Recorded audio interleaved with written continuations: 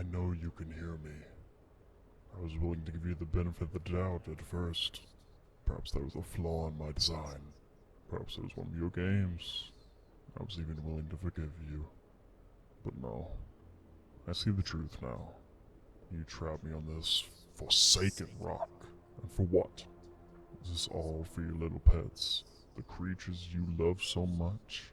Or can I even call it love when you had stabbed your only brother in the back? How could you do this to me? I, the only one who looked out for you after her death. I, the one who showed you how to create. I, who helped to create the very power you used to invite vermin and pests into our home. I, your only brother. How could you love those imperfect, flawed vermin but not me? After all I've done for you, how could you do this to me? Say something.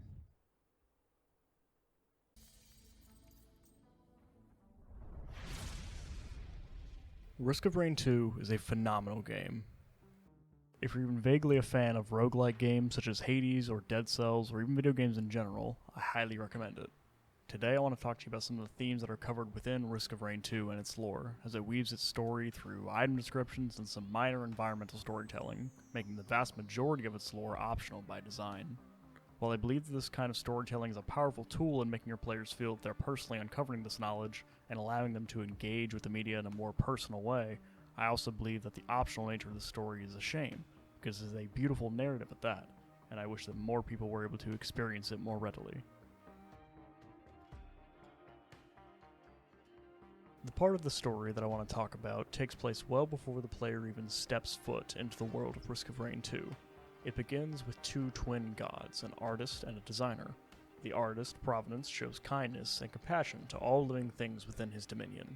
The designer, Mithrix, is much more cold and calculated, only interested in the creation of life for his own purposes and not in the needs or desires of that life. If we read the logbook provided in the game's menu, we can find the beginning of their story written in Mithrix's entry. They knew to stay away from the wells, but they were just kids, and they just wanted to know. They threw in dirt and stone and key fruit and starseed, watching as they collapsed. The gravity wells would swallow up anything. Glass and mud and silver, wind, heat, pulsar radiation. And when his brother wasn't watching, Mithrix would throw in worms. But only when he wasn't watching. You see, his brother loved worms. It would make him sad. But Mithrix didn't care much about worms. He was just curious. But one time, his brother was watching, and his brother loved worms. With even just this small shred of insight into the brothers' backstories, we see that their differences in ideals caused immense friction between them, even when they were young. The only thing the brothers seem to have in common, apart from their curiosity, is a desire to create. Unfortunately for the brothers, they have two very different ways of going about that creation. We see this demonstrated in many different log entries throughout the game, but none so plainly as the entry for an item known as the Halcyon Seed, an item that is dropped when a colossal guardian, made purely of gold, Aurelionite, is slain. The log entry reads as follows, from the perspective of Mithrix. Brother, what is this? Why is it misshapen and weak? Was there an error in my design? Guardian, come to me. Allow me to see your construction. So I see. These are not the correct ratios. This is no minor error, brother. You have purposely deviated from my design. For what purpose have you done this? You cannot weave a construct from such an abundance of soul. You know it is too unstable. It's too unpredictable and too frail. I have told you this, and yet you have wasted the materials I have gathered and exhausted your own strength to fabricate this miscreation. To what benefit? At its best, it can be no more than an inferior servant. It is deficient in the compounds that were to give it fortitude and strength. At its worst, it will betray us. You have created the first being in this world which threatens us. We cannot keep it here. Attempting to destroy it will risk its retaliation. I will prepare one of the vaults for it to be sealed away. while it's still young and naive. What a foolish mistake you have made, brother. I expect you to return the design to me. I cannot allow you to build another construct with so much power and with such little control. I will build the rest of our guardians. By my hand, they will be weak, but at least they will be loyal. Go home. I will deal with this creature. We can discuss a better project for you when I return. Aurelionite is Providence's first big mistake in Mithrix's eyes. As stated, he deviated from the design that was laid out by his brother. Providence colored outside the lines, so to speak, much in the way that an experimental artist might, and his brother was deeply terrified of the implications. After all, if Providence was able to create something like this, something that could rival deities such as themselves, then what else could he potentially threaten them with?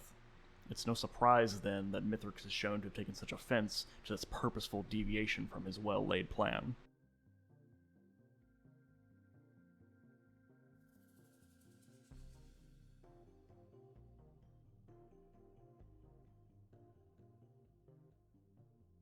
To be clear, it would be wrong of us to simply assume that Mithrix is the bad guy and Providence is the good guy. That's too simple, and it lacks the true nuance of the situation. Despite the brothers' differences and disagreements, Mithrix was shown to have made efforts to encourage his brother before their relationship fell into irreparable ruin. In the log entry for the Halcyon Seed, Mithrix mentions vaults. These vaults are different realms that the two brothers have created for different purposes. The Bulwark's Ambry is one of these vaults, and it is assumed that it was used as a sort of testing ground for the brothers to experiment with what they were able to create. In the log entry for the Bulwark's Ambry, we see Mithrix encouraging Providence to partake in creation. I've begun to understand our universe, the compounds that drive reality here. I've prepared a demonstration. Come look, brother. Now, look here. It's got presence and weight, round with no features, no orientation. It is mass. Almost everything here is mass. Mass is boring, but required. We can take mass and shape it to form. Features, angles, and intent. Look at the planarity of the surfaces. This is design. I love design. Now, a volatile one. A lifeline. Blood. Sharp, yet radiant. Blood is heat. This is my blood, but there's plenty of blood in this universe. Now, be gentle. Look closely here. Do you see it? Almost invisible, a thin film. Frail. It's not in this reality, but an adjacent one. I've heard you discuss this. Something you innately understood. What you describe as soul. Don't you love soul? Do you understand? It's your turn, brother. I've simply found the components. It is your hands that must craft value from them. Mithrix is undoubtedly a genius when it comes to understanding the building blocks of the universe, as well as how to best utilize them. It is implied from this log entry that while both brothers were technically capable of creation from start to finish, Mithrix was more gifted at the discovery of what the two brothers could use and how to lay those components out, whilst Providence was more gifted at putting those plans into action. The two could only make their greatest creation with each other's cooperation. They were far weaker alone, the designer and the artist. Mithrix tried desperately to find commonality with his brother and how they could better work together in creation. Ultimately, the brothers were unable to see eye to eye. The designer cannot think like the artist, and vice versa. All this friction turned into animosity when Mithrix, with the help of his brother, designs his ultimate creation, the Gates. Teleporters that could take you across the planet, or potentially even across the universe in seconds. In the log entry for another one of the brothers' vaults, A Moment Fractured, we see the aftermath of the Gates' creation. My brother, it is done. Come, see. Look to the moon. The first beacon shines brightly on the other side. There was no gap in its sequence. It has traveled instantaneously. We can cross the dark sea without succumbing to its sickness if we simply do not travel through it at all. Is it not a brilliant light of hope? Only your hands could have realized my design, brother. I feel truly now that there is no obstacle, no force we cannot overcome together. With my designs and your constructions. While it pains me to see your hearts still torn from the doomed, we're not among them. There's an entire cosmos for us. We can escape this planet, our prison. If your heart truly yearns to save, then surely more of our kind awaits among the other worlds, trapped by the Dark Sea, and to them we can offer the gates. When next she visits our world, I must ask her to take a gate with her, perhaps dozens. You should be celebrating with me, brother. And yet I see your somber gaze will not lift. Please, take the gate. Step foot on another world. Reap the rewards of your toil. Prove to the universe that you are free. I cannot bear to see you in such a pitiable mood on such a joyous occasion. If you insist, brother, I will go first. Forget about those creatures, and do not dawdle. I want to see the joy on your face. This leads us directly into Providence's betrayal. As the one who realized Mithrix's design, he is one of only 2 living beings that we know of that can close the gates. And he did. The log entry for commencement, the moon that the gate led Mithrix to, reads as follows. Have you forgotten that those gates are my design? You would not know, because you do not look up. You bend knees only for ants and vermin. But I have been working on a grander design, a greater gate, to travel greater seas. What if I met you on one of those extinct planets? What if I caused the calamities you strive to avoid? What if I reaped destruction? What would you do then? I know the planet you trail, of water and dirt. You fear their stability, that they will consume themselves. Maybe I will go there first. After Providence betrayed Mithrix and trapped him on commencement, we see all of the hatred that had previously been held back over who knows how many years boil over. Mithrix mocks Providence's adoration for life, the ants and vermin that Mithrix speaks of. If we look in the logbook once again, we can see Mithrix go into further detail and get a closer look at his animosity towards his brother, as well as what he thinks of these so-called lower life forms. The following is an entry for an item that was crafted by Mithrix, the Brittle Crown.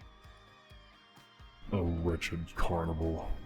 They were doomed for good reason. Doomed people of Ophelia, lost in fanatic worship of parasitic influences. Lemurians, destined to a dead planet picked clean. Chitin beasts, automatons of death. Why do you bring them home? They were not meant to survive. I have watched you for ages from my dead rock, and every century you disgust me with vanity. You invite vermin into your home. Wretches, rats, monsters. Creatures without restraint. Each and every one plant killers. And yet, you entertain them as guests, like children requiring saving and protection.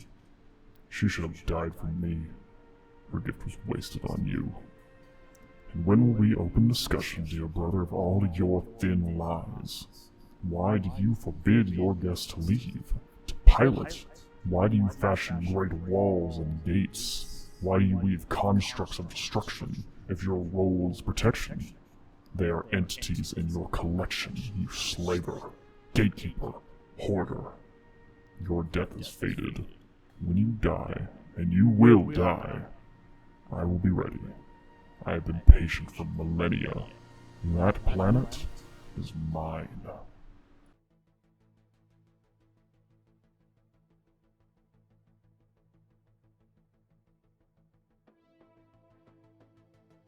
So, with all that being said, from 2 young godlings' curiosity, to the split between ideals, all the way to the betrayal of a brother, what is my point? Well, whether intentional or not, I believe the wonderful people at Hopoo Games, the developers of Risk of Rain 2, have woven a beautiful analogy for something that I believe many individuals who deem themselves to be creatives experience. There is, at least in my personal experience as someone who does take joy in creation and in the creative process, a distinct split between my mind and my heart, or the left and right side of the brain, you might call it. Or, in the case of Risk of Rain, the artist and the designer. The artist is liquid in nature, flexible and ever-flowing, bursting at the seams with ideas and feelings that they have to put out into the world. The artist is a lot like fire, in a way, in that it burns to create, and it is that burn that I and many others feel when inspiration strikes us. Of course, as is with the Brother Providence, this is not an entirely good thing on its own. The artist is inconsistent and struggles if it does not have that fuel of motivation to burn. As it feels, the artist can grow disheartened if it fails, and this feeling can in turn lead to a cycle of low confidence, and eventually that flame itself can burn out, unable to create at all. The designer, by contrast, is solid in nature. It understands its rules and regulations and the box within which it can work. It allows us to understand what makes a piece objectively well or poorly put together. It helps me specifically find out what is and is not working with a piece if I'm having trouble with it. And of course, like the brother Mithrix, the designer is cool at times, unfeeling and ruthless.